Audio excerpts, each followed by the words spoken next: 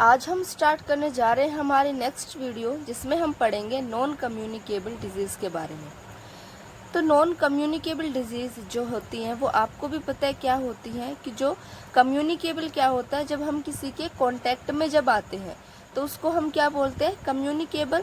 जब दो टाइप की होती हैं डिजीज़, कम्युनिकेबल डिजीज़ और non communicable disease. Communicable disease वो होती हैं जब किसी के कांटेक्ट में हम आते हैं, जैसे ड्रॉपलेट होता है, ड्रॉपलेट से किसी के कांटेक्ट में आते हैं तब क्या होता है, कोई भी डिजीज़ है वो एक पर्सन से दूसरे पर्सन में जाती है, ट्रांसफ़र होती है, तो उनको बोलते हैं हम कम्युनिकेबल डिजीज़। यहाँ पे हम बात कर रहे हैं नॉन कम्युनिकेबल डिजीज़। तो नॉन कम्युनिकेबल क्या होती है, जब किसी के कांटेक्ट, डायरेक्ट कांटेक्ट में ना जाने से कोई डिजीज़ जब एक पर्सन से दूसरे पर्सन ट्रांसफ़र होती है तो उसको हम बोलते हैं non communicable disease. Communicable disease क्या थी, जब हम किसी के साथ डायरेक्ट कांटेक्ट में आते हैं तो क्या होती है, एक पर्सन से दूसरे पर्सन में जो फैल जाती है, स्प्रेड हो जाती है, उनको बोलते हैं कम्युनिकेबल। तो नॉन कम्युनिकेबल किसको बोलेंगे, जब किसी के डायरेक्ट कांटेक्ट में जाने से एक पर्सन से दूसरे पर्सन में कोई भी डिजीज़ स्प्रेड नहीं होती है, या फिर अगर वो होती है तो कैसे होती है, जेनेटिकली होती है, या फिर उनकी खुद की वो डाइट ऐसे लेते हैं, या कोई विटामिन की कमी हो जाती है जिसके कारण उनके अंदर डिजीज़ होती हैं, तो उनको हम बोलते हैं नॉन कम्युनिकेबल डिजीज़। तो इस वीडियो में हम पढ़ रहे हैं कि नॉन कम्युनिकेबल डिजीज़ क्या होती है। It is a defined as chronic disease या फिर परमानेंट। जो नॉन कम्युनिकेबल डिजीज़ है वो हमारी कैसी होती है, क्रोनिक होती है। क्रोनिक देखो यहाँ भी हमारी दो टर्म होती है, एक होती है एक्यूट, एक होती है chronic. Acute word short term के लिए हम यूज़ करते हैं और जो कि नॉन कम्युनिकेबल डिजीज़ में यूज़ किया जाता है। क्रोनिक वर्ड होता है जो लंबे समय तक कोई भी डिजीज़ है वो चलती है, जिसको हम क्रोनिक बोलते हैं। तो यहाँ पे हम बात कर रहे हैं क्रोनिक डिजीज़ की। तो क्रोनिक डिजीज़ हमारी जो होती है लंबे समय तक चलती है, या फिर हम बोल सकते हैं कि वो परमानेंट भी रह सकती है, उनको हम बोलते हैं non communicable disease. For example NCDs short form है हमारी नॉन कम्युनिकेबल डिजीज़ के लिए। तो NCDs और नॉन कम्युनिकेबल डिजीज़ में हमारी जो जो डिजीज़ आती हैं, फॉर एग्जांपल उनकी हम बात करते हैं। फर्स्ट आती है हमारी कार्डियोवैस्कुलर डिजीज़। अब यहाँ पे कार्डियोवैस्कुलर, कार्डिया वर्ड जो है हम किसके लिए यूज़ करते हैं, हार्ट के लिए यूज़ करते हैं। तो ये हमारी डिजीज़ कैसी है, कोई भी हार्ट के लिए कोई डिजीज़ है उसको हम बोल रहे हैं यहाँ पे कार्डियोवैस्कुलर डिजीज़। फॉर एग्जांपल हमारा हार्ट फेलर हो सकता है, या फिर हार्ट अटैक जो होता है उसको बोलते हैं। सेकंड हमारा आता है रीनल डिजीज़। रीनल वर्ड हम किसके लिए यूज़ करते हैं, रीनल वर्ड हम किस करते हैं, किडनी के लिए यूज़ करते हैं। रीनल वर्ड किसके लिए करते हैं, किडनी के लिए। तो कोई भी डिजीज़ होती है जो किडनी में जो डिजीज़ होती है, फॉर एग्जांपल किडनी फेलर हो सकती है या किडनी में अदर एबनॉर्मेलिटीज़ आ सकती है, उसको हम बोलते हैं रीनल डिजीज़ या फिर किडनी डिजीज़। थर्ड आती है हमारी मेंटल डिजीज़। मेंटल कोई भी हमारी ब्रेन से रिलेटेड है, या फिर मेंटली कोई प्रॉब्लम हो जाती है, डिसऑर्डर हो जाते हैं पर्सन में, तो उनको हम बोलते हैं मेंटल डिजीज़। नेक्स्ट आती है रेस्पिरेटरी डिजीज़।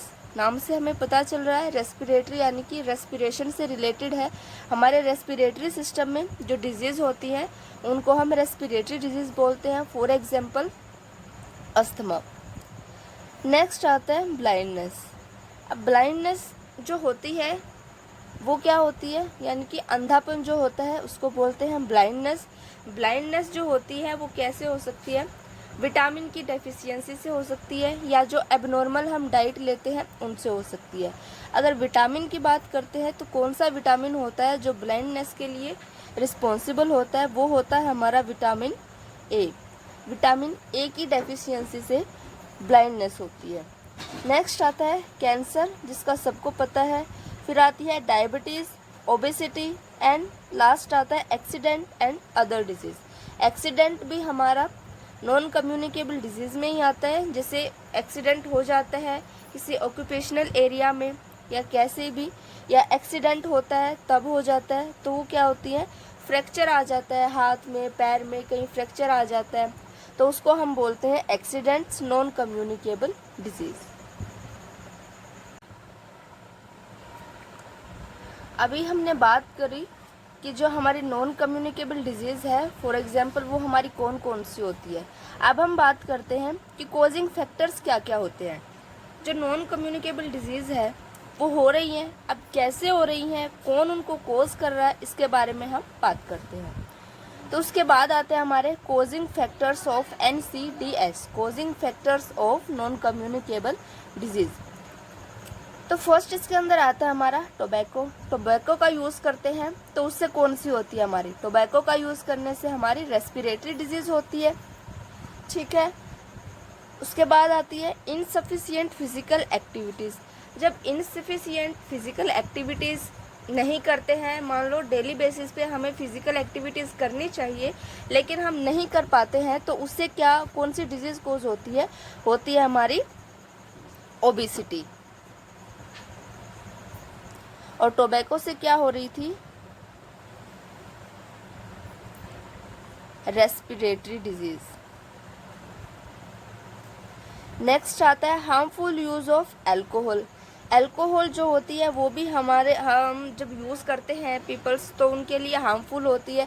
तो अल्कोहल से कौन सी डिजीज़ होती है, कोई भी हमारी लिवर को अफेक्ट करती है तो हमारी उससे रिलेटेड कोई डिजीज़ हो सकती है। अनहेल्दी डाइट जो हम खाते हैं उससे भी नॉन कम्युनिकेबल डिजीज़ होती हैं। वो हमने बात की थी कि ब्लाइंडनेस जो होती है वो अनहेल्दी डाइट खाने से होती है, क्योंकि अनहेल्दी डाइट खाएंगे तो विटामिन्स की कमी होएगी, और विटामिन्स की कमी होती है तो लाइक विटामिन ए की डेफिशिएंसी हो जाए तो यहाँ पे क्या हो जाता है, ब्लाइंडनेस हो जाती है, ब्लाइंडनेस हो जाती है, या फिर अदर डिजीज़ भी हो सकती हैं विटामिन्स की, प्रोटीन्स की कमी से, तो अनहेल्दी डाइट से। उसके बाद आता है high blood pressure.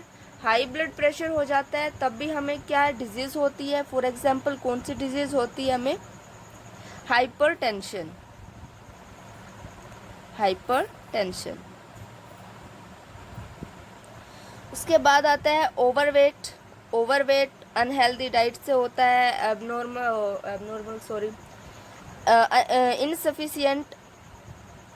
Insufficient physical activities से होता है। तो क्या होता है वहाँ पे ओवरवेट हो जाता है और ओबेसिटी हो जाता है।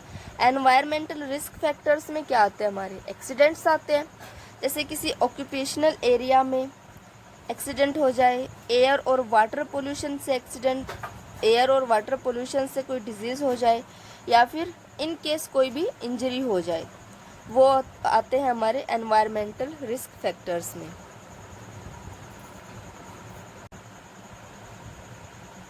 नॉन कम्युनिकेबल डिजीज़ क्या होती है, नॉन कम्युनिकेबल डिजीज़ कौन सी होती है, नॉन कम्युनिकेबल डिजीज़ होने के क्या क्या फैक्टर्स होते हैं, क्या क्या कोजेज़ होते हैं जिनसे नॉन कम्युनिकेबल डिजीज़ होती है। अब बात करते हैं कि उनको प्रिवेंट कैसे करेंगे। अब कोई भी डिजीज़ है उनके प्रिवेंशन भी होते हैं, तो प्रिवेंट उसको कैसे करेंगे हम, अल्कोहल का यूज़ करने से हो रही है डिजीज़ तो क्या करेंगे, stop the use of alcohol. Alcohol के यूज़ को हम क्या करेंगे, स्टॉप करेंगे, फर्स्ट प्रिवेंशन। नेक्स्ट, टोबैको के यूज़ करने से भी डिजीज़ हो रही हैं तो हम क्या करेंगे, stop the use of tobacco. Tobacco को यूज़ को भी स्टॉप करेंगे। अनहेल्दी डाइट खाने से भी हमें डिजीज़ होती है तो क्या करेंगे, replace healthy diet. Unhealthy diet से क्या करेंगे, हेल्दी डाइट को रिप्लेस कर देंगे। और क्या बोल सकते हैं हम, promote public awareness about diet. जो पब्लिक होती है उसको भी हम अवेयर कर सकते हैं उनकी डाइट को लेकर, तो हम अपनी अनहेल्दी डाइट को रिप्लेस करेंगे हेल्दी डाइट से और पब्लिक अवेयरनेस करेंगे डाइट के लिए, तब भी हम क्या कर सकते हैं, नॉन कम्युनिकेबल डिजीज़ को प्रिवेंट कर सकते हैं। तो यहाँ पे हमने कंप्लीट पढ़ा कि जो हमारी नॉन कम्युनिकेबल डिजीज़ होती हैं वो कौन सी होती हैं, क्या होती हैं, कौन से उनके कॉजिंग फैक्टर्स हैं और क्या क्या उनके प्रिवेंशन है। अब नेक्स्ट वीडियो में हम बात करेंगे जैसे एक पर्टिकुलर डिजीज़ के बारे में, फॉर एग्जांपल रेस्पिरेटरी डिजीज़। पूरी रेस्पिरेटरी डिजीज़ के prevention, causing factors, causing agent, वो सारे हम उसमें डिस्कस करेंगे। Thank you.